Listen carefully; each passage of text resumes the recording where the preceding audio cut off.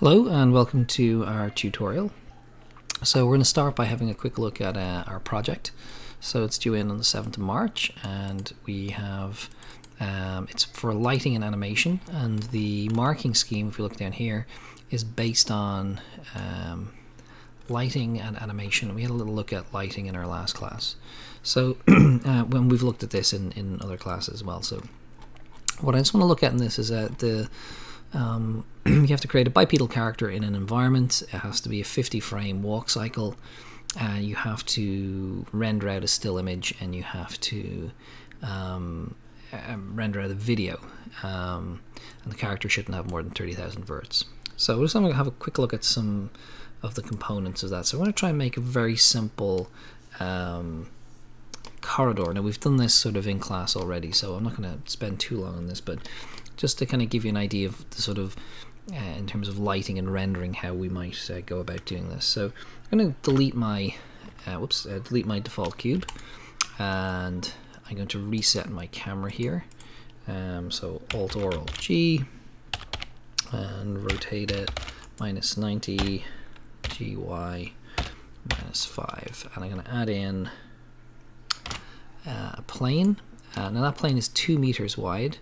So I'm going to go into edit mode and go GX1, and then over here in my modifier stack I'm going to add a subsurface modifier. Actually no, we'll add that in later. Maybe we'll add in a mirror modifier, and then we're just going to make a very basic sort of corridor. So we'll extrude at sort of a 45-degree angle, extrude upwards, maybe make some sort of indentation, and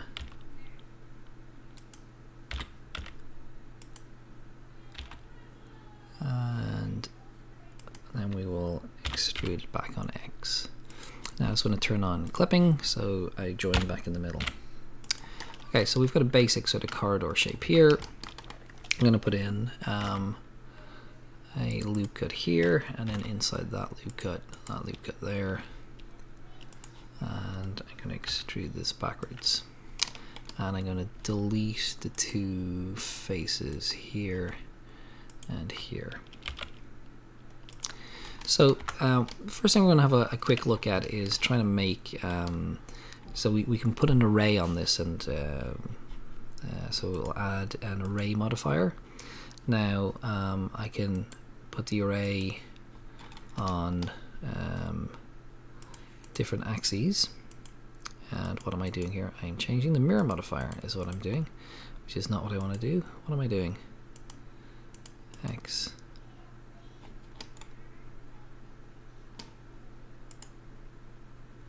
Hang on, there we go. Yes, losing my mind here, that's what I'm doing. Looking at the wrong modifier. So this is the array modifier. So this says it's adding 1 unit relative on the x-axis. So we'll set that to 0. And we want to set, say, 1 unit on the y-axis. So, and then we can set this to, say, 50. And that's down there. And 1 unit, and then we can set how many counts we want, so how many iterations. So we set that to 50, and we have a big long corridor. Okay, so we don't need anything that long, so we'll just set this to, say, 5. Now what we're going to do is it's kind of a slight continuation from what we were looking at in our last class. We're going to go to materials, and we're going to use the generic material that comes with Blender when you open it, and I'm going to call this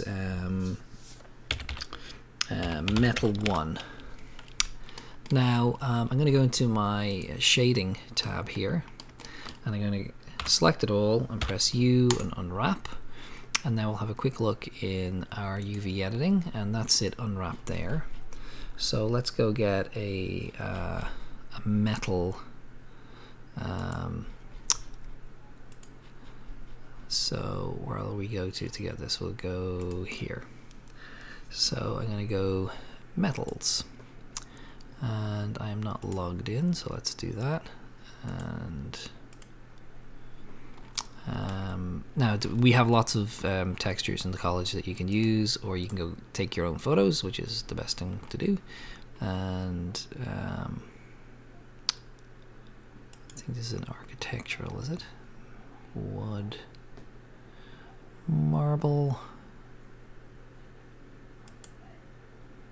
metal. There we go. So we're kind of doing sort of sci-fi sort of corridor, or it would seem. So we'll do basic metals, and then from the ones available here, we want something that's fairly smooth. So this is seamless, so we'll take that one. And this is not too big, so 2048, so we'll download that. We will plop that onto my desktop, and we will extract it onto my desktop as well. And we'll close all that. And we'll go back in here. So we will open the image. So we'll go desktop, and there it is there. There's our JPEG. And over here we will say show me in rendered mode. Now we can't see it. So why can't we see it? Well, we haven't set up the shader yet. So let's just very quickly go texture, image texture. And that's the only one we have, and we'll plug it in there. And again, we'll set our render texture. So that's what that kind of looks like. Now I'm just going to try and set up the scene a little bit, and what we want to do is I'm not going to put in a bipedal character, I'm going to render an environment. So first of all, we're in Eevee, so I want to turn on ambient occlusion, which will add ambient light and also ambient shadow, if that's not a contradiction. And add in bloom, which will give us kind of highlights when we add in our lighting. So let's just place this inside here so we can see what we're doing. I'm going to turn on depth of field, and depth of field we'll talk about in a minute. It's a characteristic of a camera lens, things in the foreground being out of focus and things in the background being out of focus, and picking the point that you focus at. We're going to turn on volumetric lighting, and we did this last time in class, and we're going to turn on screen space reflections. Well, very quickly, the shadows, we won't change the kind of default setting on them. So that's our very basic sort of setup there with our metal. Okay, so we're going to go back to our metal selection, and we're going to give it another material. So I'm going to add, not a material here yet, although we will do that. I'm going to add a plus here and add in basically another layer, and I'm going to call this glow 1.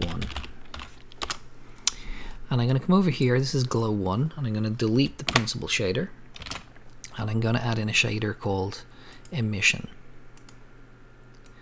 And I'm going to say go to the surface. I'm going to go into edit mode, and I need to tell it what I want to emit. So I have face select picked here, so I'm going to select this one here. So when I select it, it's saying that the metal is currently on that face. So I'm going to go glow and assign. And you can see here that this has now got my emission. So if I make this say red, and I can increase the amount of emission that's coming out of it. So we're going to do something similar here. I'm going to take this face. Now, even though I'm in shading mode, I can still model here. So I'm going to press E and then escape. And we're going to scale it on X. And then we're going to press E and extrude upwards. Again, like we did in the previous little edit, I'm going to delete these sort of dividing faces, and then select this top face here, and we're going to apply the glow to that one. Now I have two stray edges there I want to delete, so I'm going to delete edges.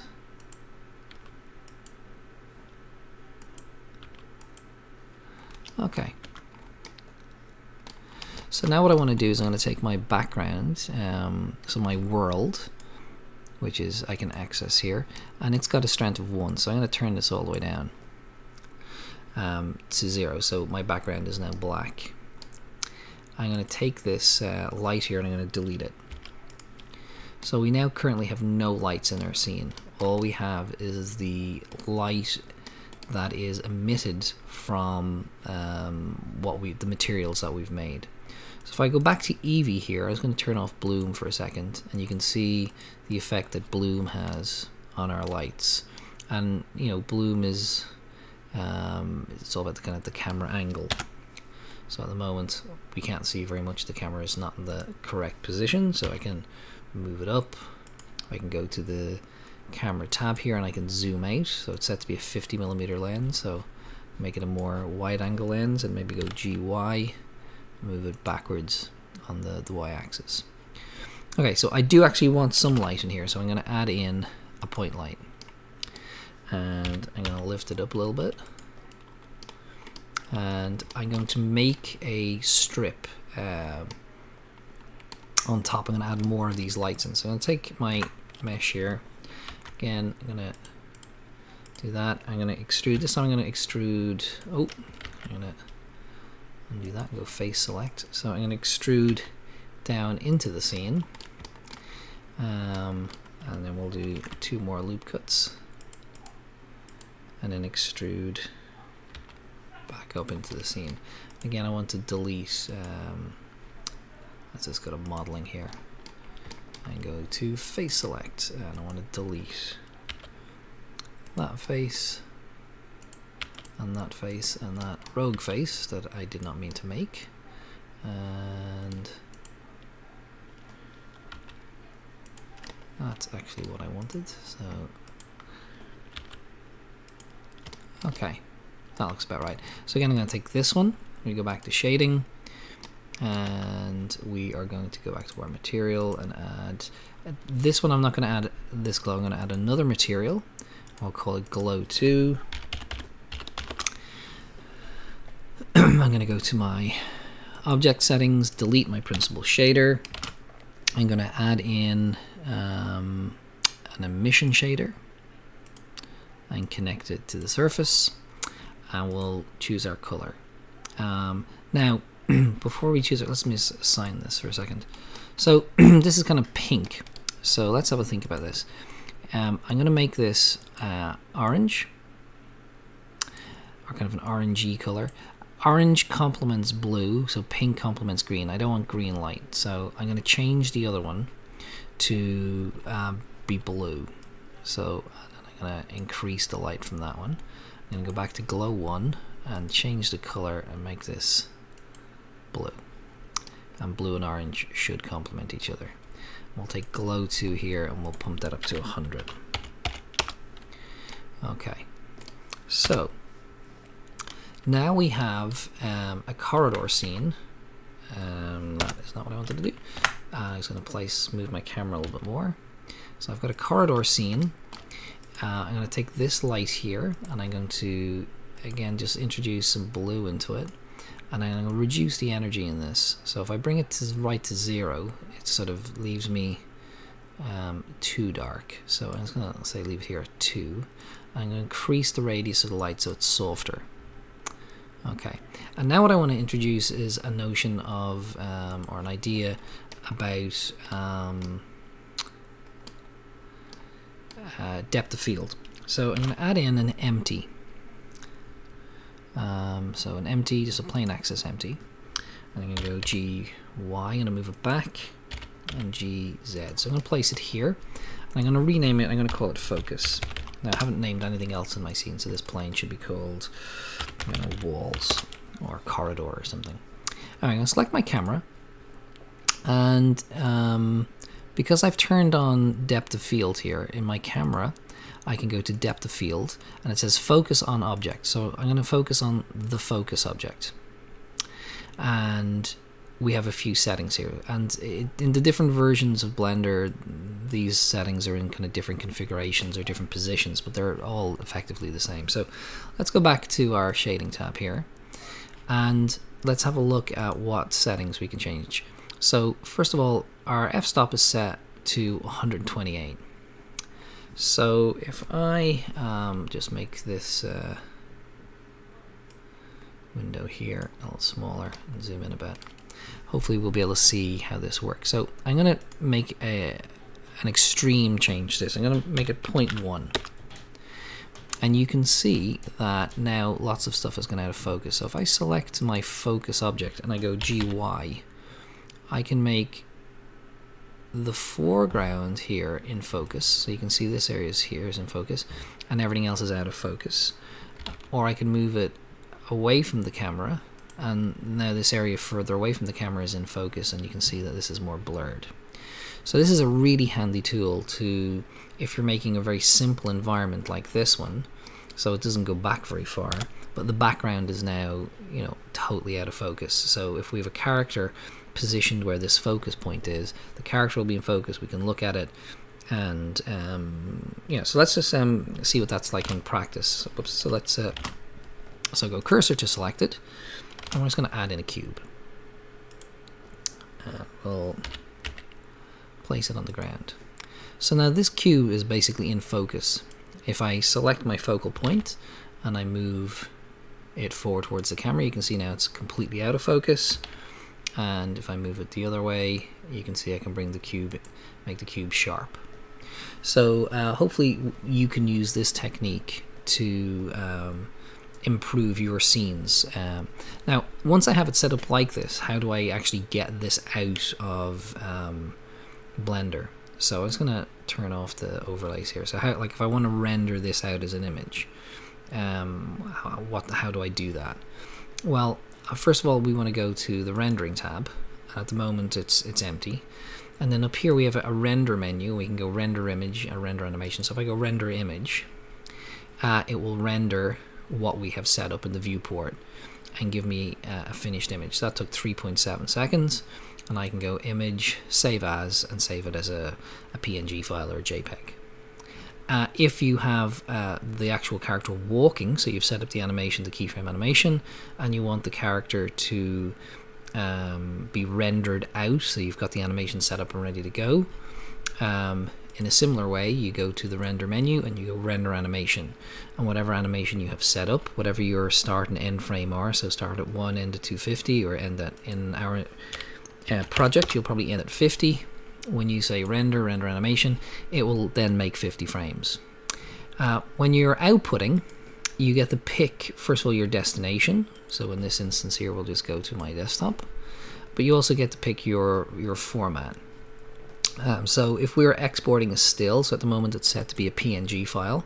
So my options are I can have RGB or RGBA, so this will include an alpha channel, like transparency if I want. Or I can also pick a movie file. So when you're exporting your movie, your animation, export this one here. So FFmpeg. And then under encoding, we're going to leave it at this one here, H.264. And then the resolution of this will be set or determined up here. So this is HD at the moment, so 1920 by 1080 at 100%.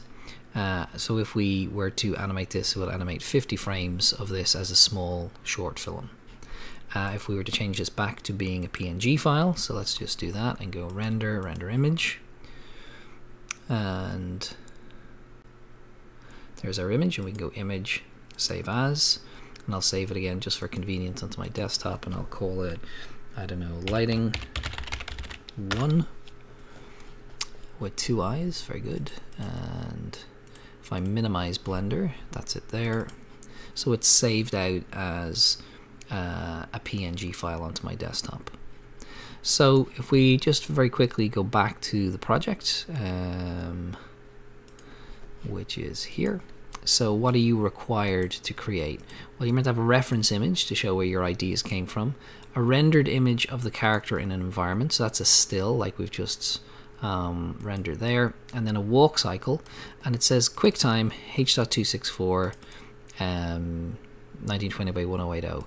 So we want to change that to FFmpeg, because that in other versions of Blender the QuickTime was an option. So this one it'll export as an MP4. So for your project that's coming up, so there's your deadline. This hopefully will be helpful in terms of helping you get towards the project the export settings for the project. Okay, so we will leave it at that for now.